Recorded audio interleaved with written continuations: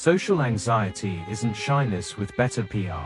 It's a prediction system gone feral, a body that flags ordinary rooms as tribunals and neutral faces as judges, then scripts you into safety behaviors that make its prophecy look true. Head down, voice thin, exit planned, so you leave convinced you're defective when you were only running a rigged protocol. Under the hood, it's mechanics, not mystery. A sensitized amygdala shouting, fire, interoception turned up so high that warmth in your cheeks reads as, I'm visibly melting, a perfectionist cortex that confuses control with safety, and a history that punished spontaneity and rewarded self-erasure. Families that equate quiet with goodness, classrooms that grade performance over curiosity, peer cultures where ridicule is the currency. These train you to protect belonging by shrinking, rehearsing, apologizing, deflecting, and vanishing, and every avoidance buys a pellet of relief that teaches your brain to prescribe more avoidance until your life fits inside a corridor between safe places. The trap tightens with attention, your spotlight swivels inward, obsessing over micro sensations nobody else can see,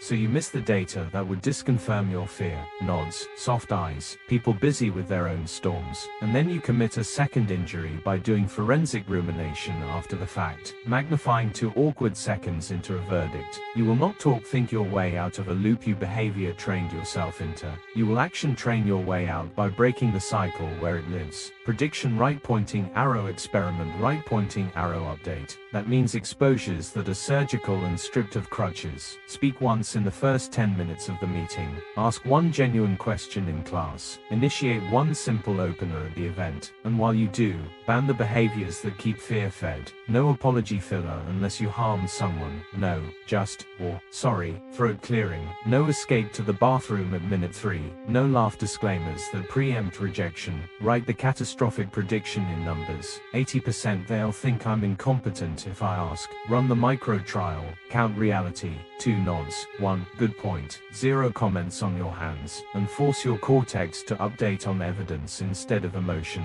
Train attention outward because other people feel your presence more than your adjectives. Give your mind jobs outside your skull before you enter a room. Notice 3 colors, 1 smell.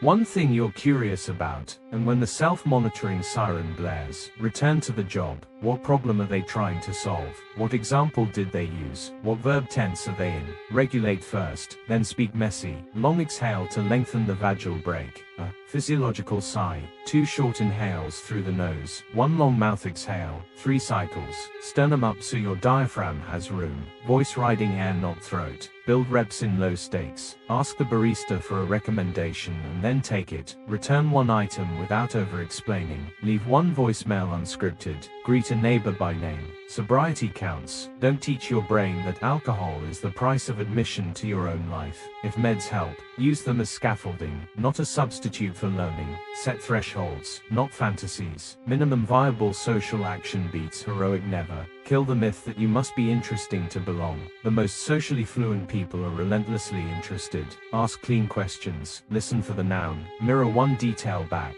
Add 1 thought. Stop. Assertiveness isn't aggression. It's content delivered without apology. Subject, verb, object, full stop. I disagree because I'm leaving at 9. Let's move this to Tuesday at 3. After the event, forbid rumination with a 3-line review.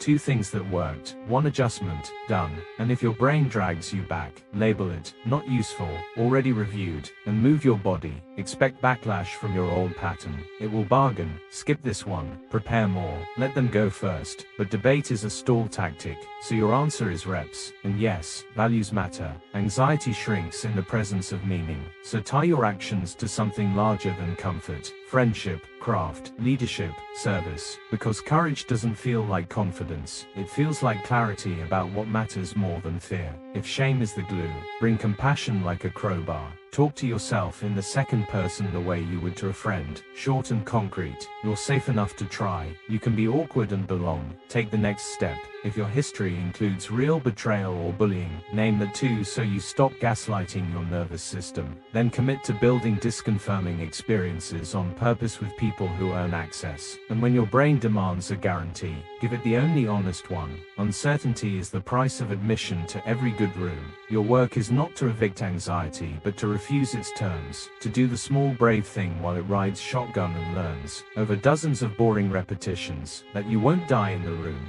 The ending you want is not the disappearance of fear, but a life that keeps expanding in its presence. Fewer rehearsals, more contact, less self-surveillance, more outward attention, relationships chosen for reciprocity not relief, work that benefits from your voice not your vanishing. And the day you notice you've stopped auditing yourself mid-sentence and started following the thread of the other person's thought, you'll understand what recovery really is. Not perfect ease, but earned freedom, the kind that lets you walk into rooms without asking permission from the loudest part of your nervous system and leave those rooms with something better than relief, respect for the self that showed up.